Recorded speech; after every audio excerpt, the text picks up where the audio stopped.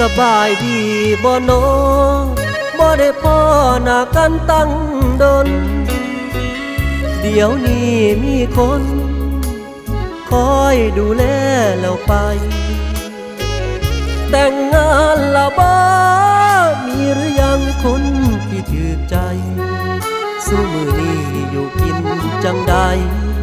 ถามไทยด้วยความคืดโกรธบ่ได้พ่อหน้ากันอายนั้นก็ยังคือเก่าแต่ว่าทางเจ้า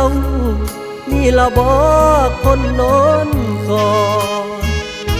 อยู่ห่างไกลกันมันพอปานคนตาบอด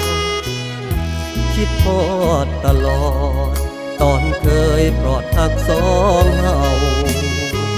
คันแม่นเจ้าแต่งงาน